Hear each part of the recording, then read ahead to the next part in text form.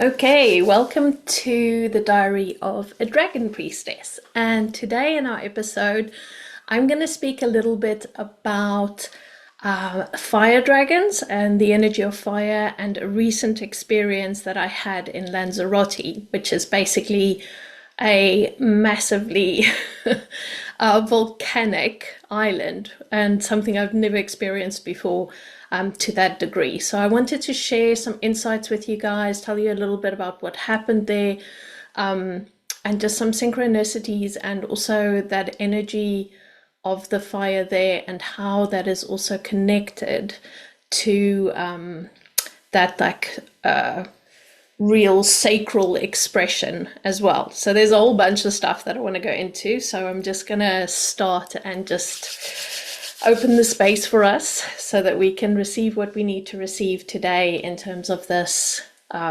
container and the energies that the dragons want to bring through for us as well. So let's start first just by taking a moment, just getting into our bodies. We just start to connect with our breathing as well. Just become aware of your breath. Find a nice cozy place to sit and listen, and just stepping into this moment, into this portal, into this beautiful sacred container. And so as I invite in my beautiful guides, as I pull in the energy from the south, the energy of the water dragons into this container right now, and I start to move that into the circle. Darashe Oloshandase Kuruwa Hiate. And then as I start to move to the east, and I pull in the energy today, especially of those beautiful fire dragons, those dragons of expression and creation and growth and absolute magic. Darasendo Yake. Thank you, thank you. And then as I move to the north, I pull in the energy of the earth, dragons, this place that we live upon, the soil under our feet, a place of nourishment and growth. And as I turn to the west and I pull in the energy of the air dragons, those that bring us into a place of presence, bring us back to our breath, bring us into the moment here as we spend this time connecting right now. And then as I take my attention to the center of the circle, and I move my energy down, right down into the bottom of this planet, into the center. And I connect with the beautiful golden mother dragon energy. That energy of source, of ether, that energy of the beautiful, beautiful templates of this planet, who works in conjunction with Mother Gaia. She who is a beautiful guardian of this planet as well. And I pull that golden energy into our circle now. And as I now also place beautiful sacred geometry in the floor here underneath our feet, asking for whatever needs to come through today to come through, asking for the space to be a divine space, and a space that is safe for all of us, that is sacred, and that brings in and through exactly what we need and what we can work with and what is in our highest good today. Koronua leshana se kurushana elahiake tandarahi ambase kuruwata. Thank you, thank you, thank you. Whew. Okay, beautiful. Yummy, yummy, yummy. Okay, so let's begin.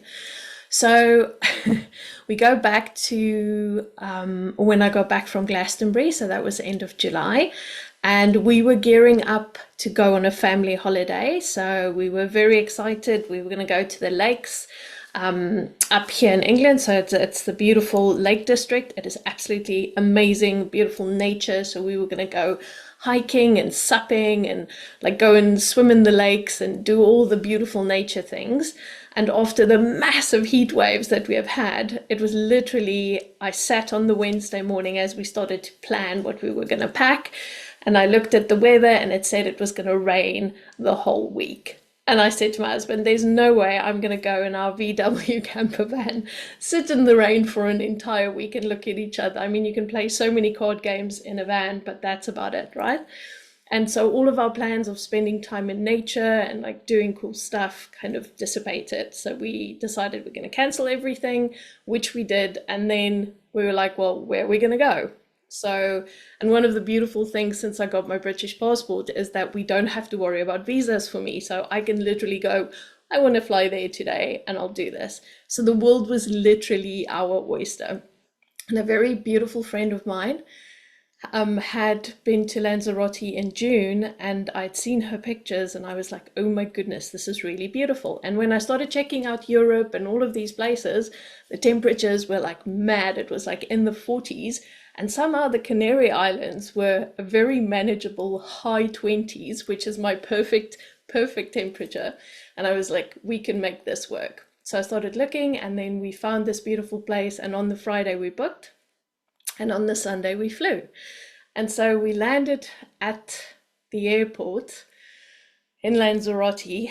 And I just, as we touched ground, I felt this surge of emotion just come through me, and I'm like, why am I so emotional? What is here that I need to see? And it was quite late in the evening when we arrived, but you could just see as we drove through the landscape the barrenness of this place. There was absolutely no trees. There was just black soil everywhere. So we went and we stayed in a beautiful hotel called Hotel Vulcan, which is Volcano Hotel.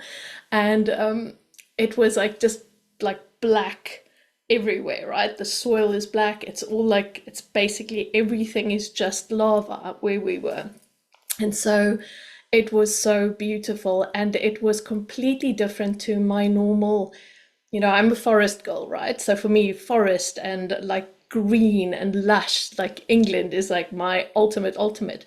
But this had a starkness and a beauty that you could literally feel under your feet. And I always, when I get to a place, I connect with the earth. So my basically biggest thing is I come and I say, hi there, Yolandi's here. I would love to connect with you, speak to you, see what you want to tell me, and just let you know that my energy is here and I'd love to work with you. Okay, so that's my standard approach to travel, is that I always connect to the land that I'm going to be with. And that first night, it felt like the biggest hug and the biggest warmest blankie around me as I slept that night, and all of us slept so well. It was absolutely beautiful. It was like a deep sleep, and usually when you're in a hotel in a new place, it's never comfortable, it's never easy, and I just felt so at home. So when I woke up on the first day, I was like, oh my goodness, it's like I feel like I'm at home in this weird ass barren landscape, which doesn't make any sense to me, but I am super intrigued. And so we started exploring, and one of the beauties of renting a car is that you don't have to go where the masses go.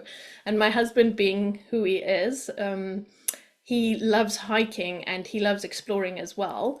And he had found us a beautiful route to go hiking that went to a dormant volcano, so a caldera that was basically accessible. So part of the hike is that you could actually walk into this volcano. And so I had already during the week started getting these nudges and these messages from the land. So earlier, before we went to the caldera, I had gone onto a beach that had a lot of volcanic rock. So what happened in Lanzarote was that there was a massive volcano in the mid 1700s, and a lot of the beaches where we stayed, which was very near the place where the eruption happened, they like volcanic beaches. So the sand is black. You're literally walking on stones on lava. And as I was in the water going swimming by myself, I was like in like drifting or like basically floating in the water, and I became very aware of the fact that I had like the wind blowing through my face there. I was in the water. I had this volcanic rock underneath me, and I was basically being held by the elements as I was busy floating in this water. And that in itself felt like such a deep remembering of our connection to nature. So when we actually almost immerse ourselves in the awareness of the elements, you know, what is it that opens up within us?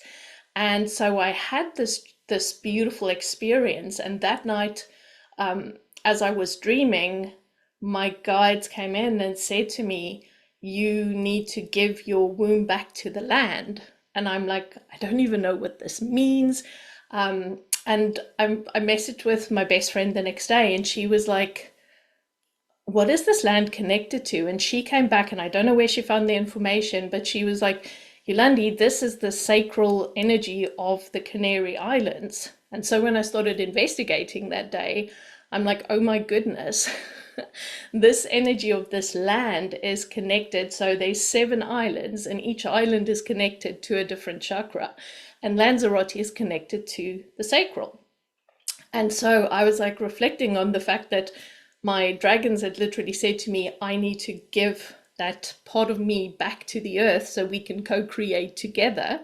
And I was just like totally blown away, because yeah, I'm on the absolute perfect island that is so connected to that energy, where I can now start to explore co-creation with the earth and the dragons and all of the energy over there, right?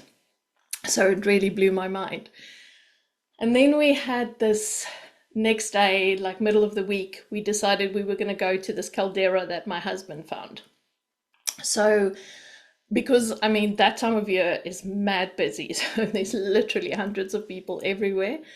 And we decided we were going to go really early. So we wanted to watch the sunrise from the caldera. And so we got up like when it was super dark, got in the car, and we're all just like, even my son was like up for it. He's like, no, he's going to come. He wants to see the sunrise from a volcano. We're going to do this. So we went to this volcano. So I'm just going to look up the name because it is in Spanish. And it was called Caldera de los Cuervos. Okay, which my Spanish is awful, but when I looked up the translation, it was called the Crater of the Ravens, okay, which blew my mind as well, because I'm like, really? For this witchy girl, that is like super cool. Right, so we got there in the morning. It was still pitch black as we started walking through this volcanic landscape. And my husband told me that this was the point where the 6-year eruption of the Timon fire, the fire mountain, started at this caldera that we were going to. So in this caldera, literally the energy and the earth opened up, right? And she basically started this streaming out of this black magic energy, okay, came out of this specific place. So we started walking, and the sun was busy coming up, and it was only us. So it was so amazing. So we managed to walk around the entire caldera, and then right at the end, you get to walk inside it. So as we were walking through this landscape, we were looking at the lava, and it was really interesting because a lot of it was like really like different textures, and it felt really interesting, like all these different textures and stuff. And then there'd be these pockets, and there'd be plants growing in there. And I was thinking to myself, okay, so that it was like in the 1730s when this erupted for 6 years.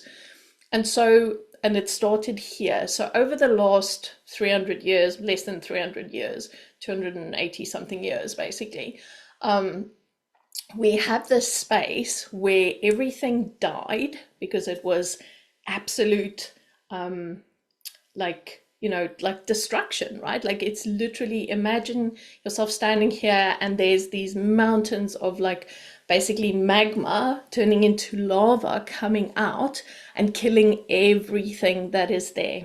Okay, so everything, but yet as we were walking, I saw all these like, and there were flowers, and there were like these not trees, but like big bushes coming up, and grass, and also, and I'm like looking at this, and I'm like, oh my God, like the earth is starting to regenerate in a space of 300 years.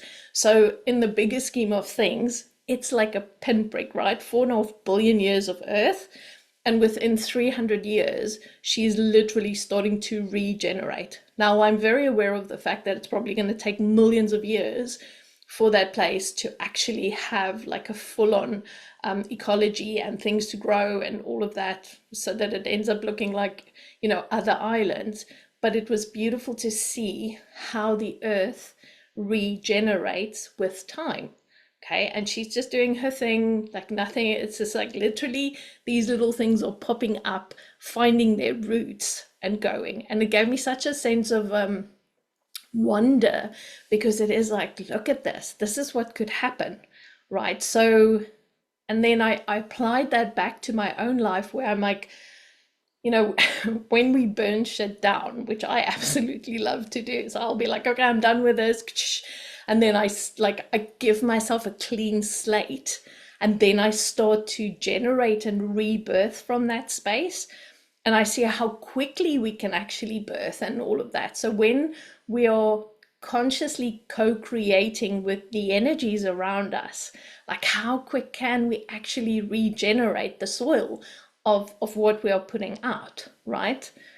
But my guides were just saying, but remember, so often you guys just like stay in that place where you're so sick and tired of this landscape, and you actually need to regenerate, and you need the fire, and you need that like lava pouring out and burning all the shit down so that you can actually start something new. But we are very scared as humans to erase or restart, okay? Because when we erase and we restart, you know, we're taking our comfort zone away. We're taking our little blankies that we've held on to for so fucking long. We're taking all of that away. So what if there is beauty in that discerned destruction? Okay, so I'm not advocating for you going and burning all this shit down, but what I'm saying is sometimes we need to.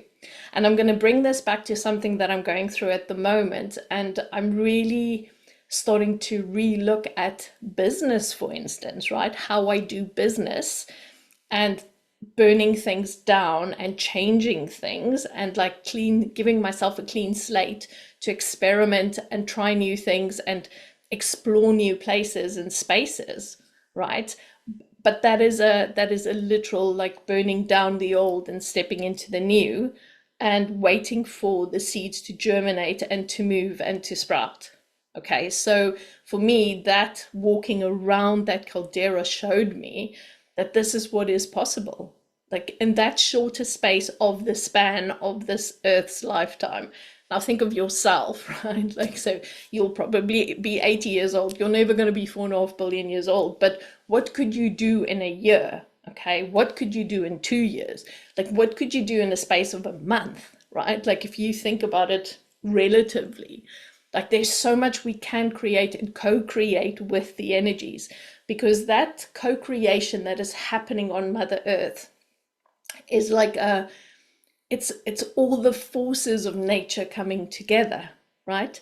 There's a seed that's been carried there by the wind, and then it's been dropped there. There's been rain that's been like coming into the ground. That seed has been able to take, you know, its space in the ground. It has waited for that beautiful unlocking of potential within itself, and it basically then pops open and it starts to sprout, and it is then supported by all of the elements to grow as well. It needs the sun, it needs the wind, it needs the water, it needs the earth, it needs the heat, all of it, right? So all of those elemental energies come into this creation of this plant, and it's the same for me and you. Okay, so I was just like, okay, this feels beautiful. So as I then continue to walk in absolute awe, and it's also interesting because the landscape is very much governed by the wind and the environment, right? And it will never be as lush, for instance, as Tenerife or any of the other places there, because it's quite low. It doesn't have like high mountains, etc. But it's got its own unique way of doing things. So it might never look like the other lush islands, but it's still got an ecosystem of its own. So, you know, it's almost like it's like a non-conforming little island. It's like, no, no, I don't need to look like you guys. I'm just going to do my own thing over here. I'm quite small. I'm not as high as you guys. I'm not as tall as you. But hey, I've got a unique energy signature that I can share with the world. And for me, that made it so special, because it wasn't just your normal, like, lush, like, you know, lots of like mountains and trees and like forests and all of it. No, this had its own beauty, its own absolute amazing ecosystem that it was creating and living in. Right, so then we kept walking, and there was a, like, it was almost, if you can imagine a caldera, you have this like this cone that comes up out of the ground. And I mean, when I looked into this place, it's like, you know, 500 years ago, there wasn't a cone there, right? Like, so literally the earth pushed this cone up, and inside this cone, so with all of its sides, there was like all of this magma coming up out of the ground, turning into lava, and it was busy bubbling, and it was doing its thing, and it was getting more and more and more. And then all of a sudden, it was too much, and it needed to come out, and it needed to open up. So, you know, the walls of this caldera that was holding itself started to collapse, and things started to move out. And that was the start of this 6-year-long volcanic experience for the people on that island, right? Like, for 6 years long, there is literally lava pouring out of the earth, and you are witnessing this. You are actually experiencing this, which totally blew my mind.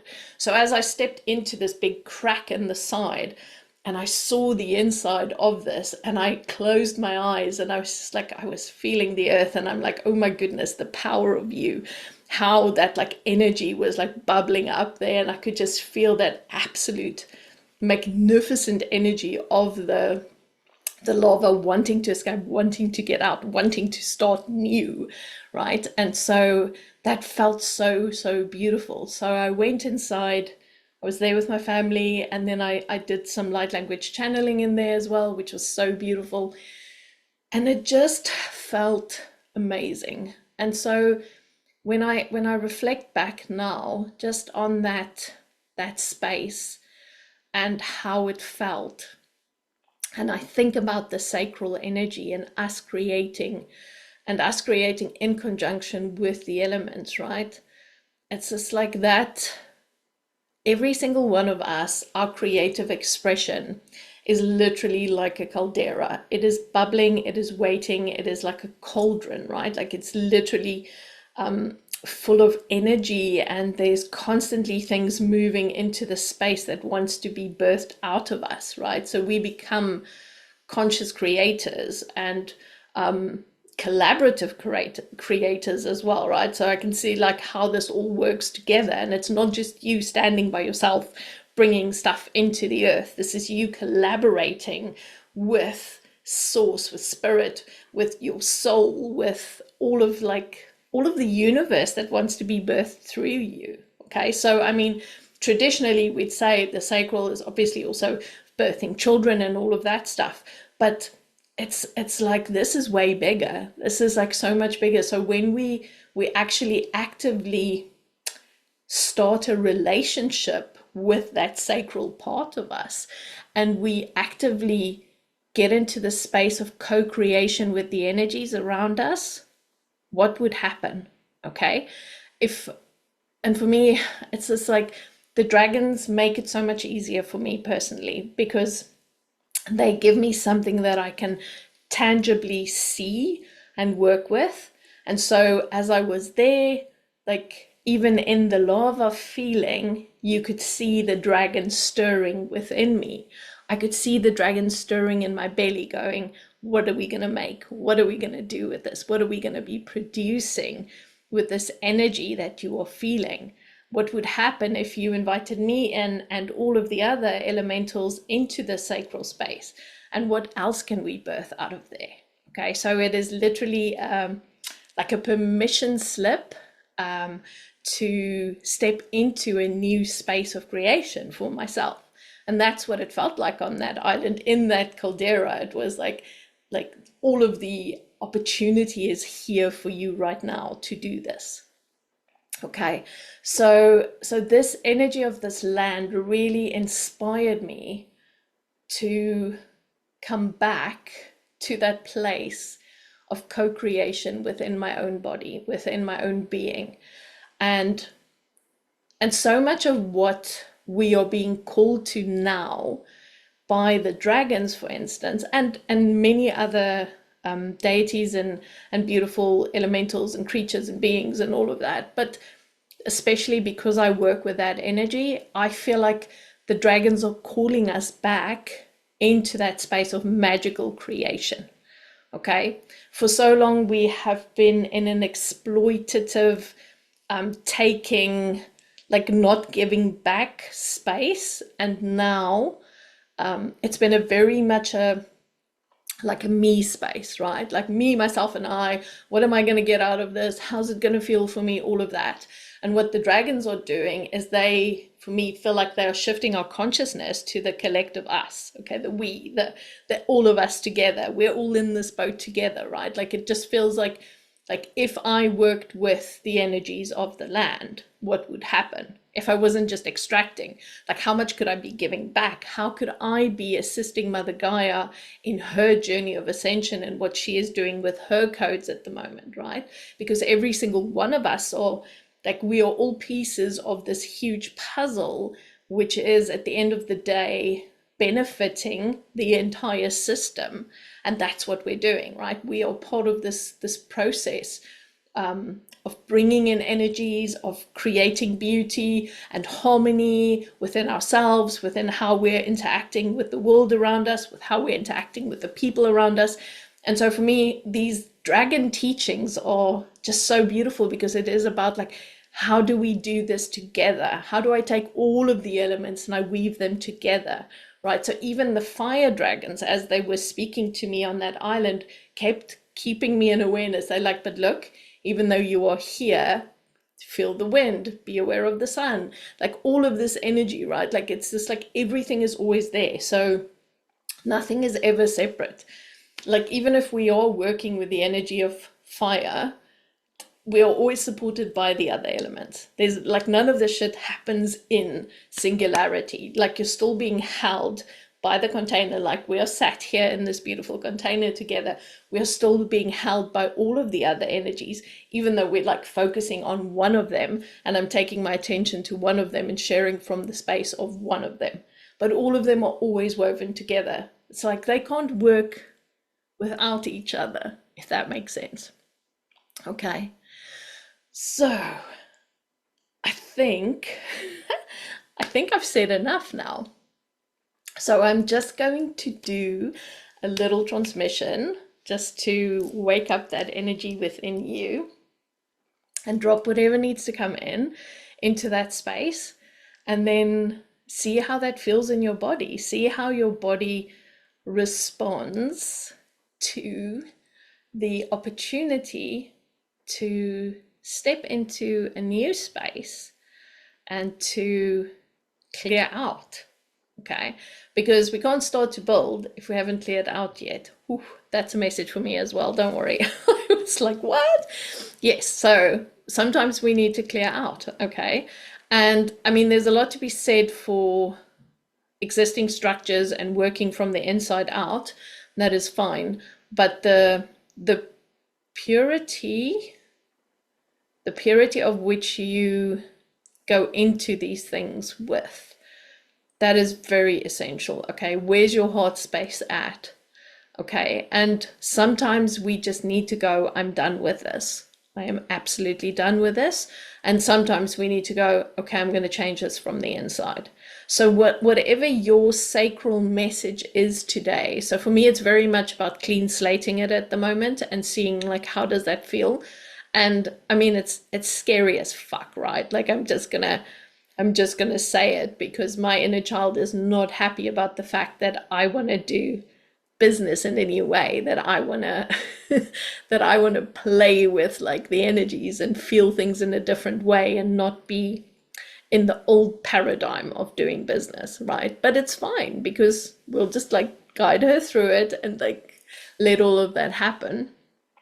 But I mean, there's an opportunity for us all to start weaving in this new energy, right? There's such an opportunity, and literally the dragons are waiting for you. So, and they are so cool to work with. So just come with me and let's see what happens. Okay, so as we're sat here in this container, I want you to just take a moment, get yourself comfy. If you're driving, put me on pause or just listen. Please do not close your eyes. And let's see where this goes. Okay, beautiful. Right. Okay. So what I want you to do right now is place your hand on your heart. Not on your belly, on your heart, is what they're saying to me. Okay, beautiful.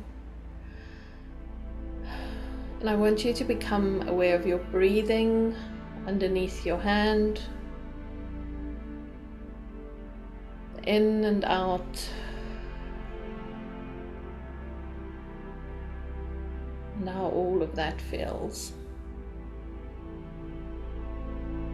And this is really interesting because I can see the lava, and how as it's pouring out, my guides are going, well, look, the lava is being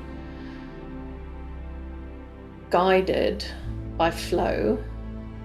And the minute that the water touches it, the minute that the air and the wind touches it, it changes the consistency, changes its shape, its form, what it becomes, because it looks vastly different once it runs into water versus there's a big, wind blowing and then it comes out like that. And if it immediately touches the ground, like what happens with everything underneath. And there's so much beauty in that, right? So it's almost like if we work in conjunction with these other elements and our fire, what is going to happen? Okay, because all of those make it a different space. All of those changes the texture and the feeling of it and how we want it to look, and we can pull it all in. And it's always held by all of them, but we can consciously invite in more. So think about yourself in a space of like, if you have your cauldron and you have your fire inside of this cauldron, and you can then, maybe microdose some water in there, but you might want to put a lot more air in, okay, so for more clarity, or you want to put a lot more grounding in it, so there's a lot more earth energy in there. Or maybe you're happy to just play with this fire and see where it goes. So imagine in your belly this beautiful cauldron with this amazing red lava inside of it, and it is waiting. And I want you to instinctively feel like what needs to go in with your creation. What is it? Only going to be that fire? Is it only going to be that energy for you? Or is it going to be a little bit of this, a little bit of that? So let me try and make my magic in there. So I can instinctively already tell with me there's a lot of air in there as well. So there's a lot more structure, almost like mental structure that I'm putting into this. But the majority of it is, so it's an 80-20. So 80 fire, 20 air. That's what I'm getting for me. So see what it feels like for you. Tunua ilukurua ta I la shena sikirea, turunua ta la inda tarai amataki la shen. Erosanua ta la ira she asanakera sekivli she tarahiaka. Undua tra inda ke la mahi shundu suase. Ishana sekurua salashana sekera se la vete yanda. Unduatra inda malehe kua leveshendo indro lashe kua sekirania kala evelashendo sarawa sanda I shonotoro ikuluatra iva sekunuata la enjata emboto lokora ive sakutuanata I ambala shenda sekurua sekutuanata ta. Beautiful. Right. So all of those magical energies that we just channeled in through the light language gets to land in your cauldron today, and it gets to bubble there and do what it needs to do for you. And sometimes we need courage to do this. Sometimes we need a whole big dose of courage. And that is really what this is about. And I wonder if the earth had courage when she decided to change that landscape, when she decided that it needed to be different, when she decided that this is what is needed in this place, a clean slate, a brand new starting over. Okay, Gaia's always following what feels right. She works with the energies of a deep knowing. Every single place that she shifts, every single earthquake, every single eruption, every single flooding and rain, all of it is divinely orchestrated by her deep knowing. Okay, she knows what is best for her outer world, and she knows what is best for her inner world. And so if we start to embody this energy as well, of knowing what is best for our outer world through our inner world, okay? When I am in my inner world, you know, creating and doing and like making these beautiful things, how's it going to make my outer world more beautiful? How's it going to impact, you know, everyone who walks upon whatever I am creating and walks through the energies of it? All of these things matter, okay? And Mother Gaia, she knows, she's the wise one. She does this every single day. She co-creates with everything on top of her, okay, and in her. And so it is such an inspiration that if she knows how to make the seeds start to bloom in spring, and that she knows that every single thing needs to grow, and she knows that certain things have to die, because that is part of the rhythm, that is part of the wisdom that is anchored into this planet. Okay, and when we start to tune into that within ourselves, within our cauldrons, because think of her, at the center of her is a beautiful, beautiful big cauldron full of molten magma that just wants to, you know, come through her, and it wants to come out and birth new places and spaces as well. So she has that within her, and you have it within you. Okay, so you can allow that to erupt out of you and make something absolutely beautiful with it as well. Kundura ia kuala ia shenda sekirianda. And change doesn't always have to be violent. This was 6 years of continuous flow. That space that I stood in was the start of it. Okay, it took its time. The landscape there took its time. It wasn't a violent eruption like in other parts of the world where things get torn apart. No, this specific one was an eruption that took its time. 6 years later it said, okay, I'm done now. That was enough.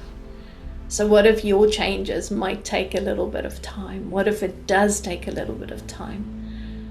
Let's take that patience and that knowing with us today out into the world. Malikura inge sukuata ela ishena toroata ingeatara iaka. Because the world tells us so often that it needs to be quick and immediate and off we go. Garashanda sekurawa. And nature tells us there's a rhythm, there's a pulse, there's a way. Gurunuata iake. So let's be more like her. Let's be more like nature. Guru tuana tahe, and embrace and embrace and embrace. Gunduala ikirene. Thank you, thank you, thank you. Whew. Okay, fantastic. Right. Okay, so take some time and allow yourself to just sit with that energy of the beautiful fire dragons and see what they want to say to you. Tune into your belly, into your cauldron, see what wants to come out there. Make some notes if you need to, and just remember that this is such a beautiful dance of co-creation that we're going through at the moment, and we getting to know ourselves again in the reflective space of nature and the elements as well.